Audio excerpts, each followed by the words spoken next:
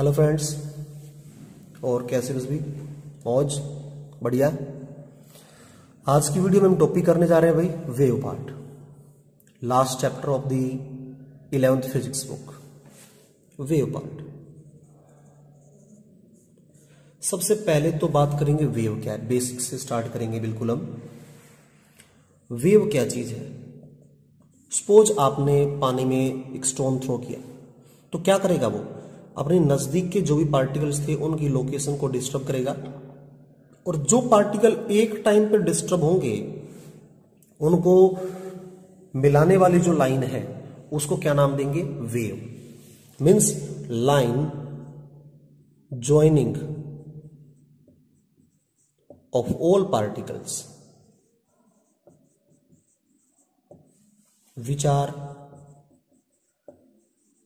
disturbed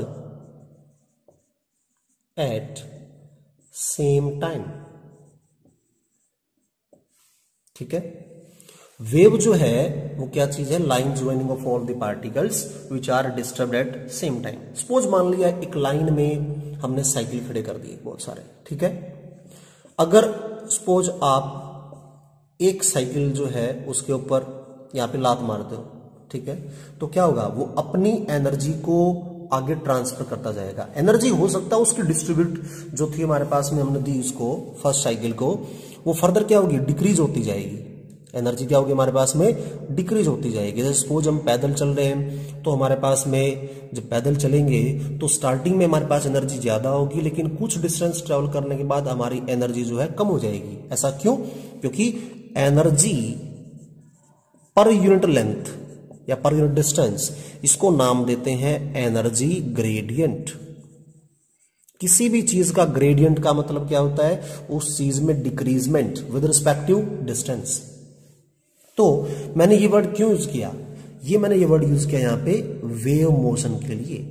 wave motion का मतलब क्या है? Transferring of energy from one place to another place.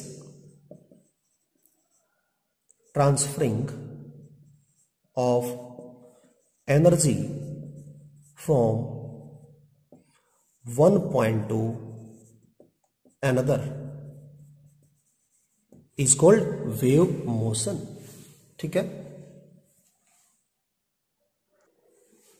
हमारे पास नेक्स्ट पॉइंट है भाई टाइप्स ऑफ वेव।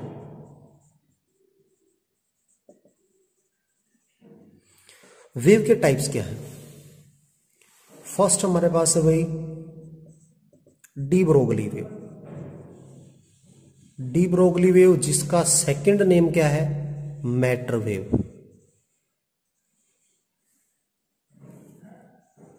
ठीक है, सेकंड हमारे पास में क्या है? Electromagnetic waves.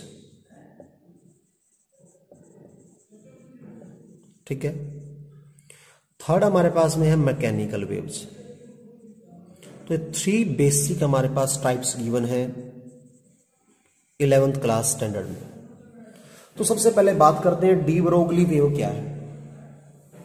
जब भी किसी माइक्रोस्कोपिक पार्टिकल को, जैसे कि प्रोटॉन है, इलेक्ट्रॉन है, न्यूट्रॉन है, अल्फा पार्टिकल है, अगर उसको ट्रेवल कराया जाता है, उसको थ्रो किया जाता है with some velocity, then it will generate a wave and which is known as matter wave and also named as de Broglie wave। de Broglie name इसके क्यों दिया गया? क्योंकि de Broglie जो साइंटिस्ट था उसने इसको डिस्कवर किया था और इसने फॉर्मूला बताया था वेव की वेवलेंथ फाइंड आउट करने का।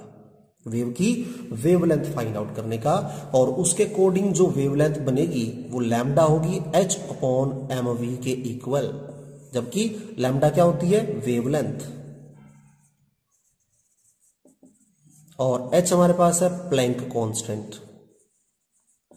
प्लैंक कांस्टेंट की वैल्यू है 6.62 इंटू 10⁻⁻34 जूल सेकेंड। m है मास ऑफ पार्टिकल, v है वेलोसिटी। ठीक है, तो ये तो था डी ब्रोगली वेव या मैटर वेव्स क्या है। नेक्स्ट हमारे पास है इलेक्ट्रोमैग्नेटिक वेव्स। इलेक्ट्रोमैग्नेटिक वेव्स देखो नाम से ही आपको पता चल रहा है, बहुत सारी डेफिनेशंस जो है वो खुद अपने नेम से ही इंडिकेट कर देती हैं कि क्या चीज है। डिफाइन करने के लिए इलेक्ट्रो प्लस मैग्नेटिक, दो पार्ट से बन रहा है ये। Electro means electric field, magnetic means magnetic field. इन दोनों के कॉम्बिनेशन से जो वेव बनेगी उसको क्या नाम दिया जाएगा? Electromagnetic waves. सपोज ये हमारे पास है, इस डिस्टेंस को क्या नाम देते हैं? वेवलेंथ। पूरी एक साइकिल जो होती है उसको क्या नाम देते हैं? वेवलेंथ। तो ये हमारे पास इलेक्ट्रिक फील्ड को शो कर रहा है, ठीक है, और ये हमारे पास मैग्नेटिक फील्ड को शो कर रहा है। दोनों म्यूचुअली परपेंडिकुलर हैं, तो इन दोनों से परपेंडिकुलर जो डायरेक्शन बनेगी ये डायरेक्शन कंसीडर की जाएगी इलेक्ट्रोमैग्नेटिक वेव्स के लिए, ठीक है। The wave associated with electric and magnetic field are known as electromagnetic waves. The waves associated with electric and magnetic field are known as electromagnetic waves.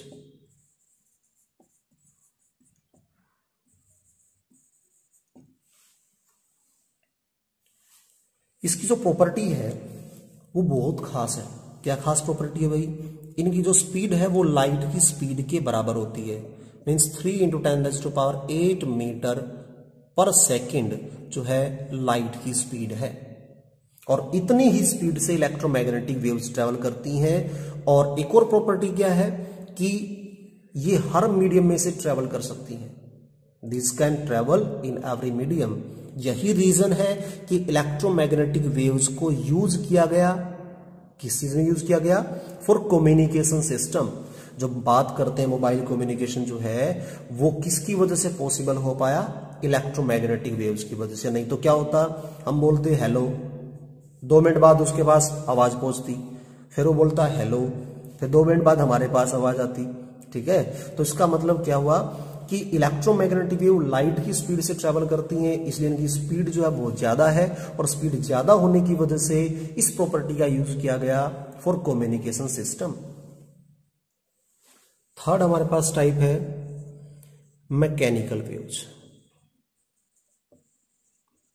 Mechanical waves क्या है भाई? किसी भी ऑब्जेक्ट के मोशन से रिगार्डिंग जो waves होंगी उनको नाम दिया जाएगा मैकेनिकल वेव्स। जैसे कि स्प्रिंग है, ठीक है, मैं इसके ऊपर वेट सस्पेंड करता हूं और ये स्ट्रेच करते हैं। वेट सस्पेंड करने से क्या होगा? वाइब्रेशंस क्रिएट होंगे इसके अंदर, और जो वाइब्रेशंस क्रिएट होंगे उससे एक वेव बनेगी, और वो वेव हमारे पास में क्या होगी? Mechanical waves. और एग्जांपल्स वाटर वेव्स, ठीक है, ये भी क्या है? मैकेनिकल वेव्स है। तो किसी भी ऑब्जेक्ट से, रिजिड बॉडी से या लिक्विड ऑब्जेक्ट से मोशन से जो वेव जनरेट होगी उसको क्या नाम देंगे? मैकेनिकल वेव्स, ठीक है। तो मैकेनिकल वेव्स जो थी इसको क्लासिफाई किया गया 2 कैटेगरीज में। एक हमारे पास है लॉन्गिट्यूडिनल वेव्स, और दूसरी हमारे पास है ट्रांसवर्स वेव्स, ठीक है। लॉन्गिट्यूडिनल वेव्स और ट्रांसवर्स वेव्स। अब बात करते हैं लॉन्गिट्यूडिनल वेव्स और ट्रांसवर्स वेव्स की। फर्स्ट पॉइंट भी transverse wave.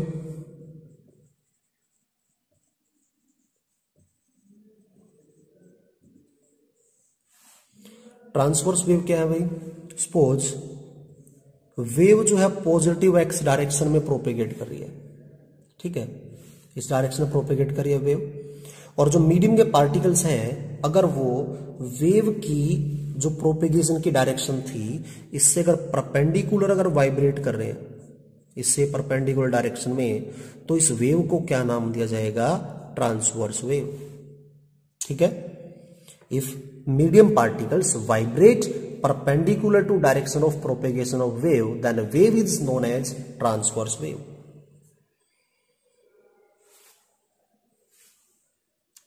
If medium particle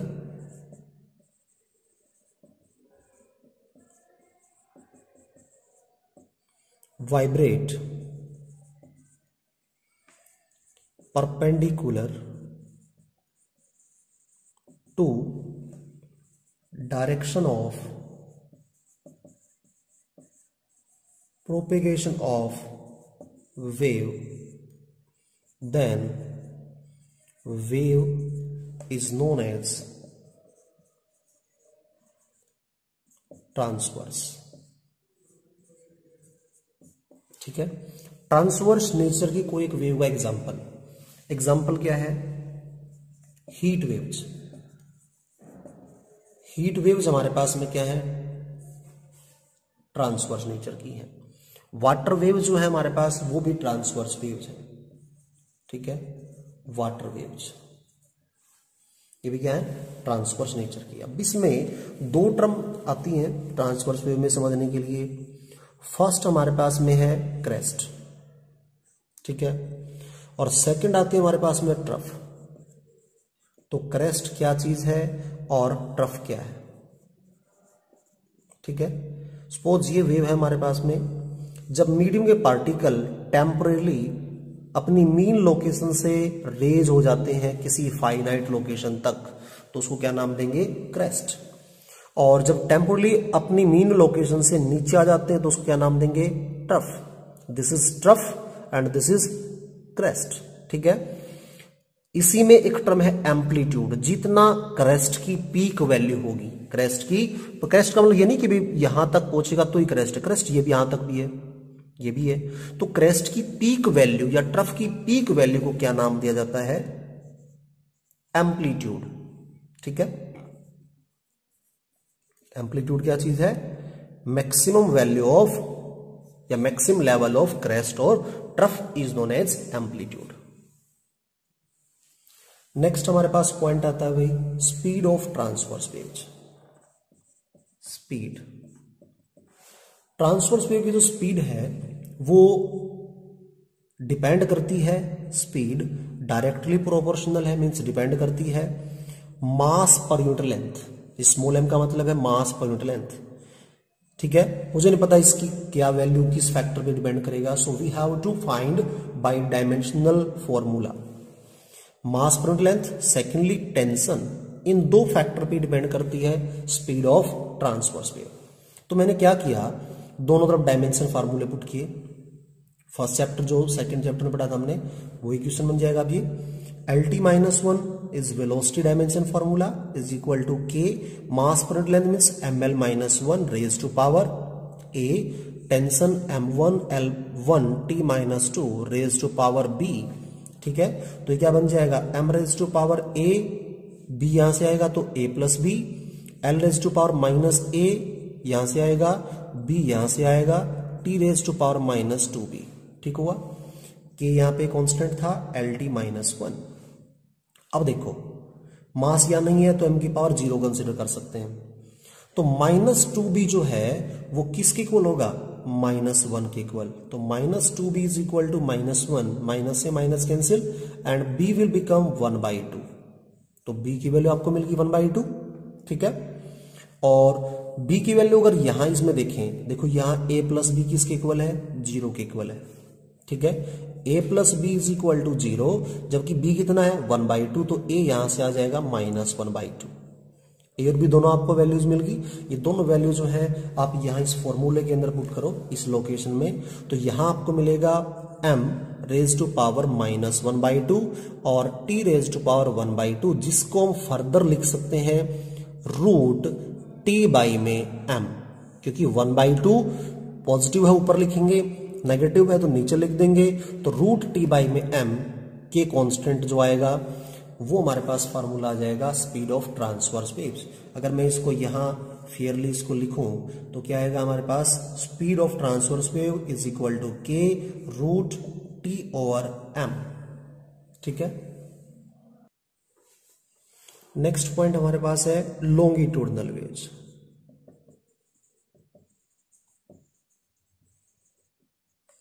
ये क्या चीज है भाई? ये कौन सी चीज होगी भाई? ठीक है, देखते हैं, इसको भी समझेंगे। अगर वेव की प्रोपेगेशन की जो डायरेक्शन है अगर उससे परपेंडिकुलर ना होकर उसी प्लेन में अगर मीडियम के पार्टिकल अगर वाइब्रेट करते हैं तो उस वेव को नाम दिया जाता है longitudinal waves. The wave are said to be longitudinal.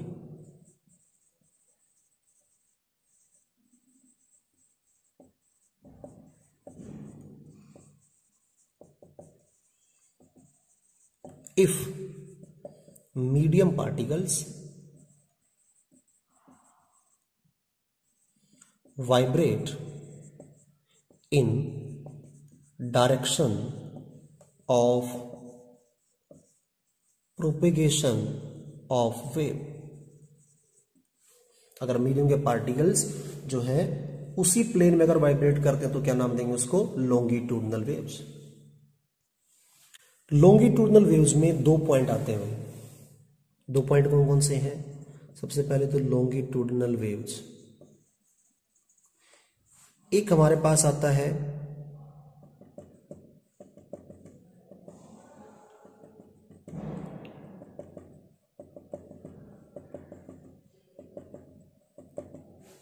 ये पार्ट जो हमारे पास है, यहाँ पे मॉलिक्यूल्स जो भी थे, गैसेस के जो थे, मीडियम के पार्टिकल्स जो थे वो क्लोज होंगे और यहाँ क्या होगा? स्पेसियस होंगे, बीच में स्पेस ज्यादा होगा।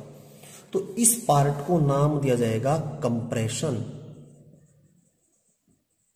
और इस पार्ट को नाम दिया जाएगा रेयरफैक्शन। जैसे ट्रांसवर्स वेव में हमारे पास 2 पॉइंट थे, क्रेस्ट और ट्रफ, तो यहां हमारे पास 2 पॉइंट क्या है? कंप्रेशन और रेयरफैक्शन। कंप्रेशन मींस जहां मॉलिक्यूल्स की डेंसिटी ज्यादा होगी, क्लोज होंगे, वो कंप्रेशन पार्ट होगा, और जहां मॉलिक्यूल्स या बीच के मीडियम पार्टिकल्स जो है वो हमारे पास दूर होंगे, उसको क्या नाम देंगे? रेयरफैक्शन।